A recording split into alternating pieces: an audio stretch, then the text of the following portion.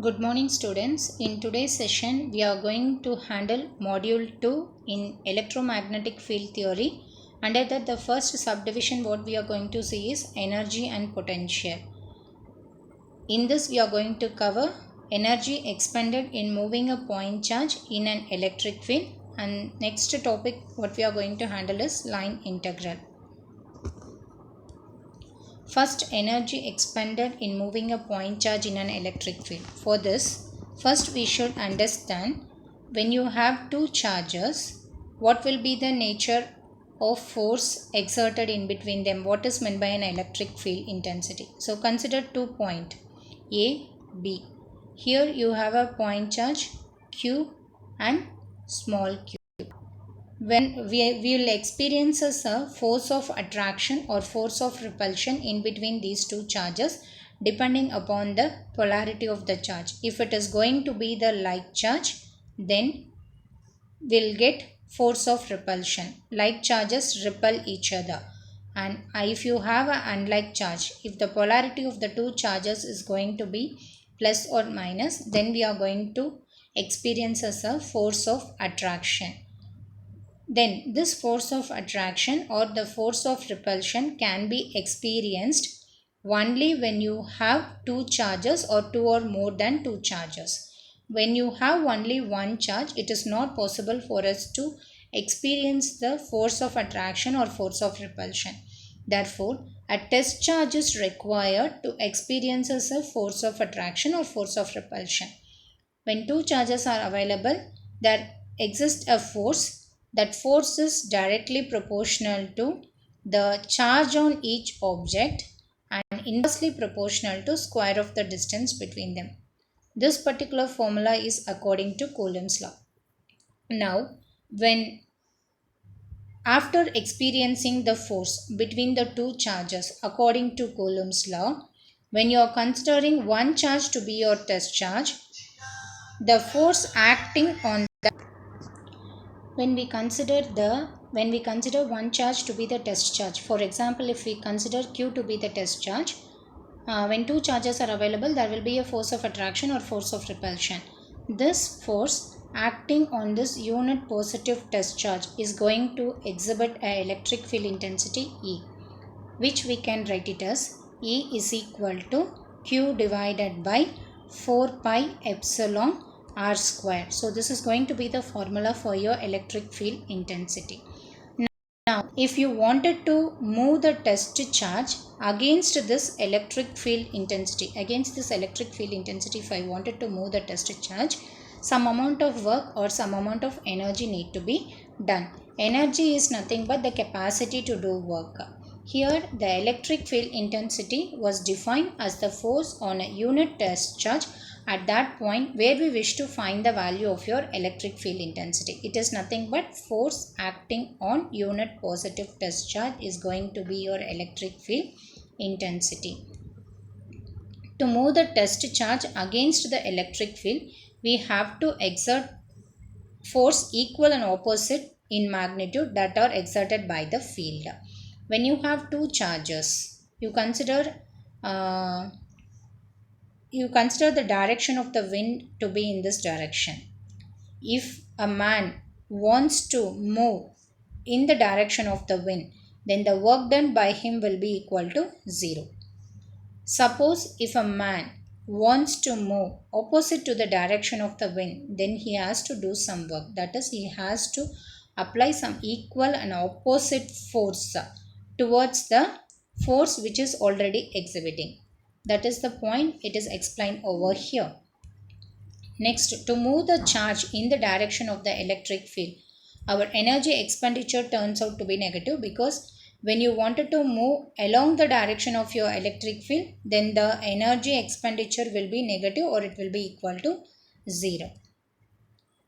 Energy to move the charge Q to a distance of dl in the presence of your electric field, the force on Q will be arising from its electric field as Fe is equal to Q into E.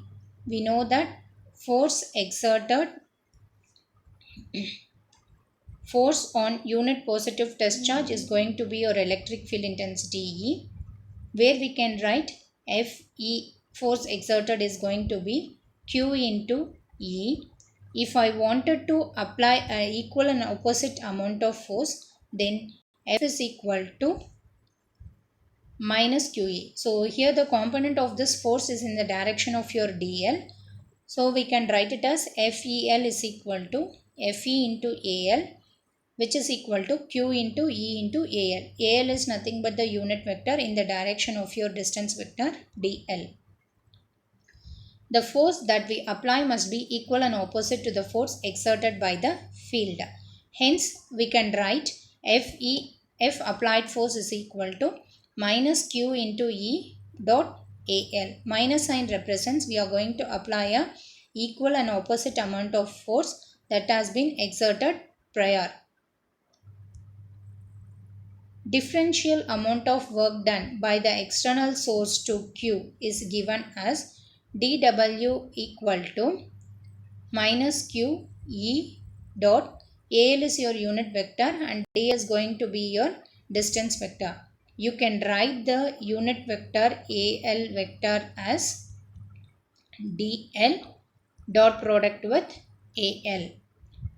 So from your previous equation, we know that the differential amount of work done, or from the previous expression, your external applied force is equal to minus Q E AL vector. This AL is going to be the unit vector in the direction of your DL.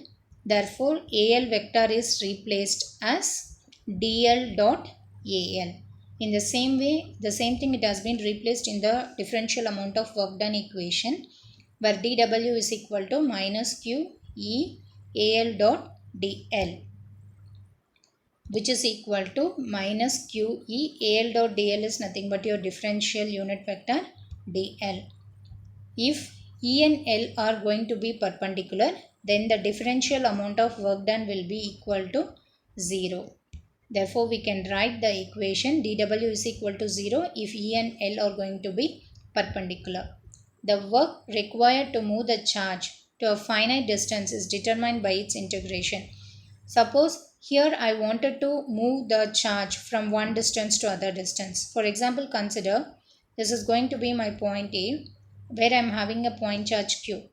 I wanted to move this point charge Q from A to B. If I wanted to move the point charge from A to B, then I can write my differential amount of work done.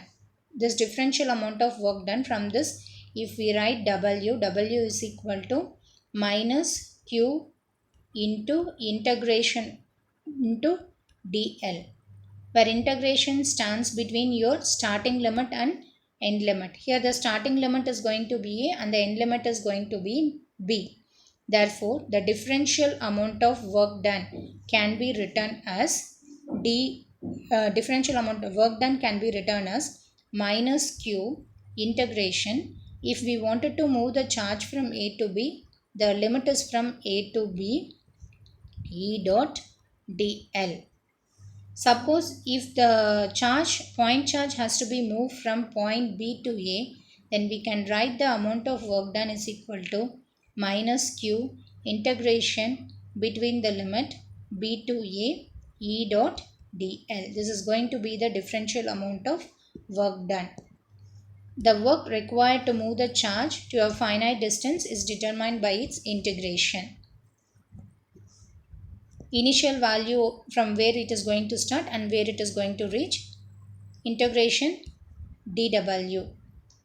We'll get the answer W is equal to minus Q initial point to your final point E dot DL. E represents your electric field intensity, Q represents the charge, and DL is the differential elemental length. This differential elemental length can be written either in a Cartesian coordinate system or cylindrical coordinate system or spherical coordinate system, depending upon the analysis where we are going to start. The path must be specified beforehand. The charge is assumed to be at rest at its initial and final position. These are all the assumptions that we have made. After identifying the work done, if you are getting the work done greater than 0, then it means that we expend energy or to do work. Suppose if your W is less than 0, it means that the field expends energy to do work. Energy expended in moving a point charge. You consider a point charge at this place. When you are keeping the point charge, if it is a positive charge, the field is going to be outward. If it is a negative charge, the field is going to be the inward. When you have a charges around it, there will be a field. The field representation of the field is written as E vector. And the potential V, suppose if you wanted to move the test charge against this field, then we need to do some potential. At this particular point, as your field is as it goes on increasing, you need to apply more and more potential. If you are moving this point charge away from the field, then this. To move the point charge from one point to another in an electric field, the force which we must apply is equal and opposite to the force due to the field. To move the point charge from one point to the other point, that is to move it from your lower potential to higher potential in the presence of your electric field, then the constant force what we are applying from the lower potential till the higher potential should be equal and opposite to the force due to the field at higher potential. Next is going to be your line integral. You can see it is the starting point and this is the finishing point. From point B to point A, we are going to move the point charge. All of a sudden it is not possible to move at a stretch. So if the charge, it will be moved for a integral distance. Therefore, the complete line has been segregated into 6 line segments 0, 1, 2, 3, 4, 5, 6.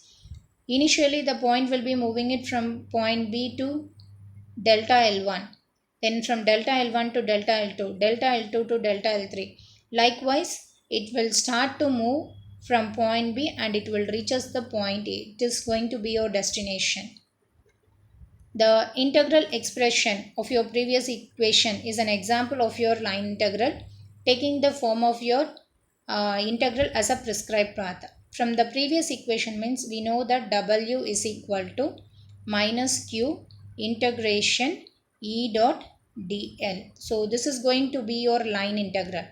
Here line integral means here what is your starting point? It is going to start from point B and it has to move till point A. The point charge should be started from point B and it has to be moved till point A. So the initial point is written as B and the final point is written as D. Without using vector notation, we should have to write the equation as W is equal to minus Q integral initial value to final value EL dot dl. Here initial value is going to be B and the final value is going to be A EL dot dl. So we can write the work involved in moving a charge Q from B to A is approximately W is equal to minus Q. Your charge is going to move to a distance of del L1 in the presence of your electric field intensity EL1. And again from here to here it is going to move in the presence of your electric field intensity EL2 to a distance of del L2. From del L to del L3 it is going to move in the presence of your electric field intensity EL3. Therefore the total work done W will be minus Q EL1 into del L1 plus EL2 into del L2 and it goes on till your final distance. This is going to be the work done in moving a point charge from initial point to the final point in the presence of your electric field intensity by means of your line integral. Thank you students.